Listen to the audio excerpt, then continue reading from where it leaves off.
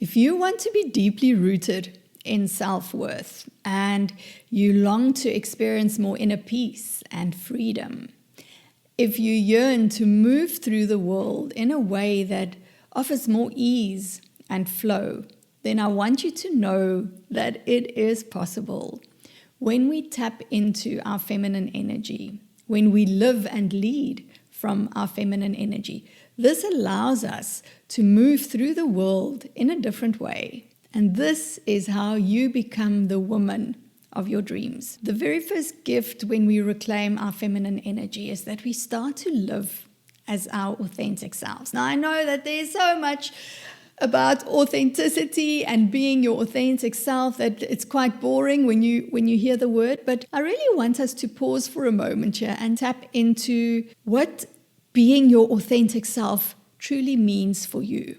I feel for so many of us, we don't know who our authentic selves are.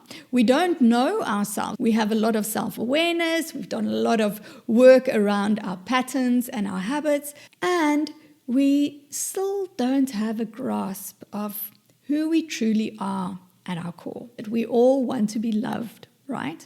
We all want to be accepted. And often what we do is we make ourselves palatable and we take on a role, a way of being to please the other people in our lives. And in the process, we end up going further and further away from our own truth. And often what we'll find on this path of our feminine reclamation is there comes a point in your life where you can't do that anymore. You can't stand being so far removed from your own truth. And so we come back to ourselves. That's part of the journey, is of coming back to the truth of who we are. The woman beyond the masks, the woman beyond the roles, the woman who stands firmly in her expression and her beliefs, the woman who doesn't feel shame for herself and her emotions and who she is, because she knows at her core she is enough. And when we are rooted in that enoughness, can you see how easy it is for us to be our true selves? We don't have to go looking for who we might be, because we're connecting to the truth of who we already are. When we take away all of the layers that we hide behind in order to get by in the world. Living as your truest, most authentic self allows you to show up in a way where you draw into your life that which resonates with you, that which harmonizes with you, that which is in alignment with you. There's a great freedom that happens when we live as our authentic selves. Our boundaries are stronger. We express ourselves. We are clear on what we need, and we are not afraid to ask for what we need, for what we desire. Right? So there's a lot of power in this. And this is one of the greatest gifts that we receive from reclaiming our feminine, from healing our feminine, and from coming into right relationship with ourselves. So the second gift that we get from stepping into our full power and potential as women is that we know that we are the own authority in our own lives. What I mean by that is we stop looking to the outside world to give us answers as to what is the right thing for us. So many of us experience conflict because we're not living in alignment with our own truth. As I always say, we live in a world that maybe has different ideas of what is good for us, but we know what is good for us. We only need to find a way to land on these answers, and by reclaiming our feminine, by coming into deeper connection with ourselves, by embodying our truth, we land on what is good for us. And this builds our worthiness. This makes us see and know deeply in our bones that who we are is enough. You truly begin to connect with your own inner guidance system and not the guidance system of the outside world. And definitely we can always ask the people in our lives what they think we should do or what their opinion is about something. But at the end of the day, we know that the final call lies with us. And we trust that we will make the right decision for us. We trust what we are feeling. We trust when we sense that something is not right, that something is not good for us, or that this is not the right thing for us, and we can act on that. Something that you may notice as well as you deepen into the self-trust is you may notice that not only does the way that you relate to yourself change, but you also start relating to your body differently. You also start relating to your emotions differently. You start relating to your entire experience in a different way. The third gift of reclaiming our feminine energy and living as the woman of our dreams is that we take ownership of what we feel. There are so many layers and little tentacles into taking ownership of what we feel. I feel that a big part of this starts by the daily habits and the practices that we have. If you are in the habit of comparing yourself to others, whether it's in your career, whether it's on social media, whether it's in your friendship circle, when you compare yourself to others, you are always going to fall short.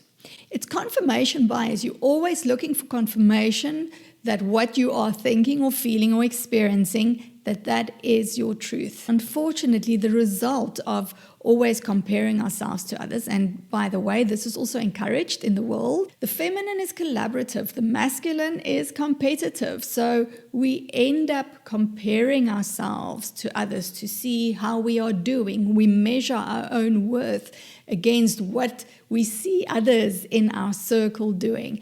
And if we're doing this from a place of not enoughness, we're just breaking ourselves down more. When we step into our feminine power, what we also do is we claim ownership of our feelings. We claim ownership of the patterns and the habits that we have. We consciously choose to stop doing certain things like comparing yourself to others or being controlling or walking around with a scarcity mindset. In a scarcity mindset, you are always going to feel like there's not enough. And the feminine is the total opposite of that. The feminine is abundance. The feminine shows us that there is more than enough for everyone. And so taking ownership of your feelings means that you step into self-leadership. We step into self-leadership when we decide to live in a way that doesn't break us down anymore,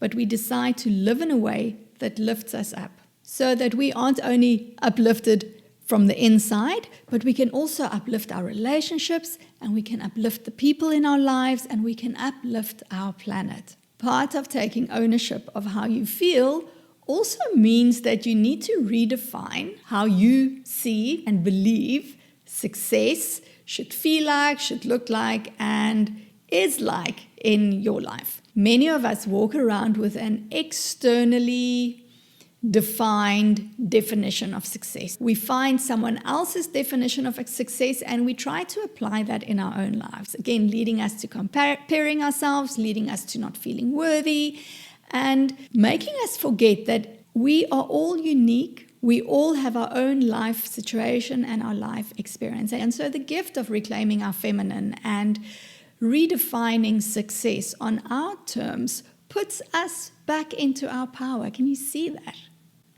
It puts you back into your power when you can decide, what does success look like for you in terms of happiness? What does success look like for you in terms of your relationship? What does success look like for you in terms of living your purpose? How you manage your finances?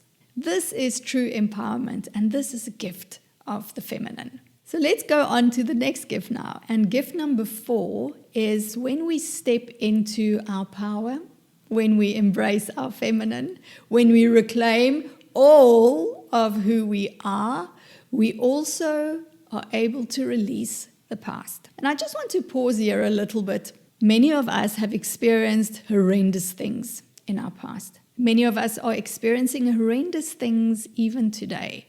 And so I think we need to be careful to not simply say, let go of your past, get over it, move on, because that's really dismissing the depth and the intensity of your experience.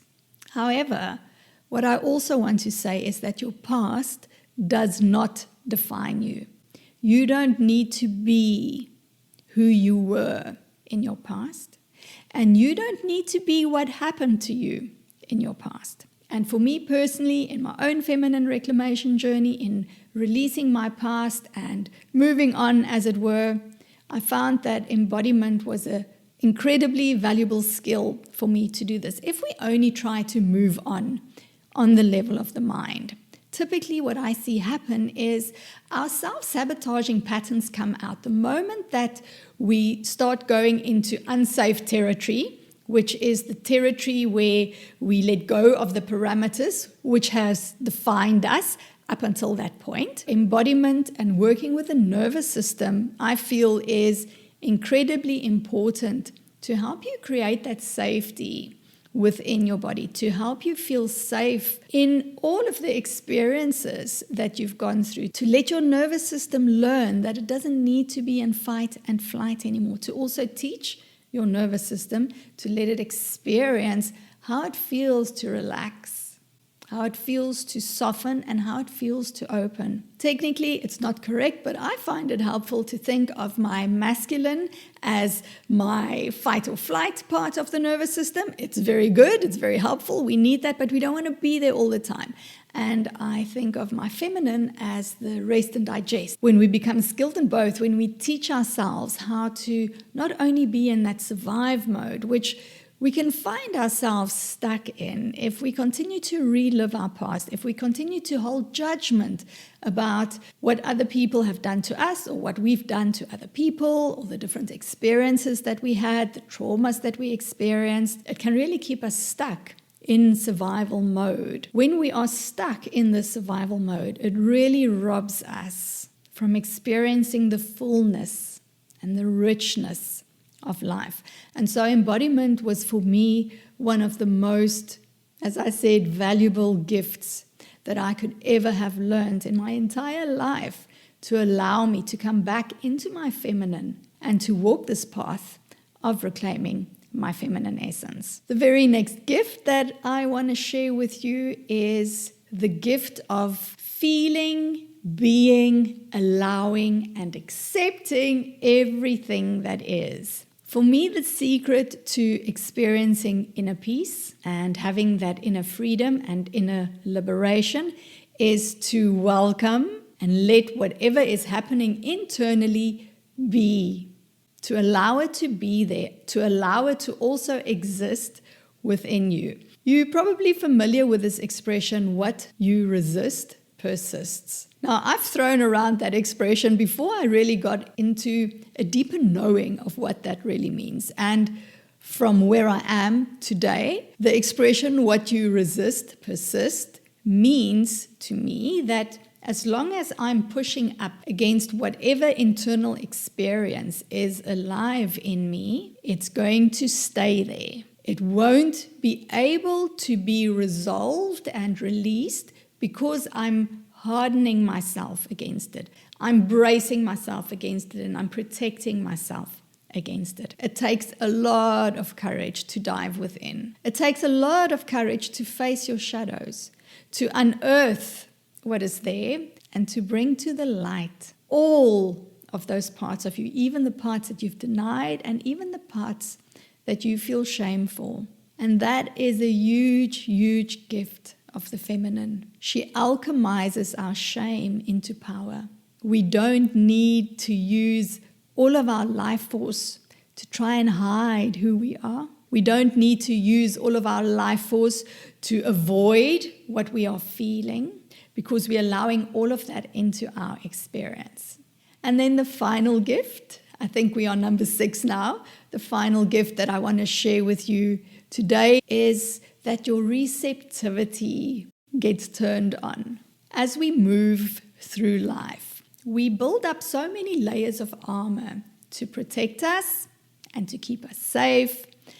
And in the building up of these layers, we move further and further away from our own truth. The armor doesn't only stop others from coming in, it also stops us from experiencing our own fullness. It's an internal barrier. And so reclaiming our feminine begins to break down these internal barriers as we step into our own self-worth and we become deeply rooted in that, as we experience this inner peace that opens within us as a result of us not trying to fight and resist what is alive inside of us. You'll also find that you begin to open up, your heart begins to open up. You become more receptive.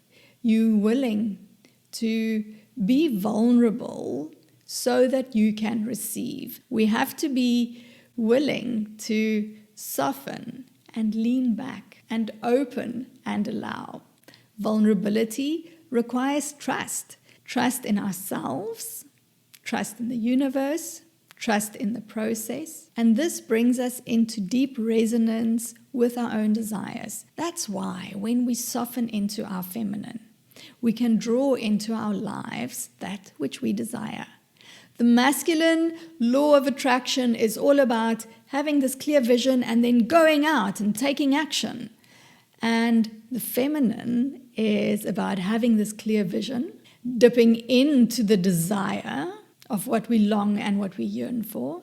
And then once we've built up that base of power on the inside to fuel us, we go and we take aligned action. Our point of power is always in the present moment, and we can start right now to choose. The world truly is our mirror, and I've seen myself firsthand how my life and my world has changed as a result of reclaiming my feminine energy.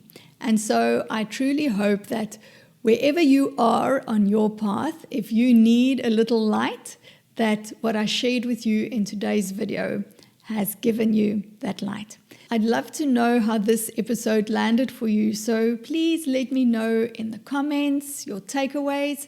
If you are listening over on the podcast, then come over to the YouTube channel and leave a comment for me here. I love reading everything that you have to say, and thank you so much for joining me. I'll see you in the next one. Bye.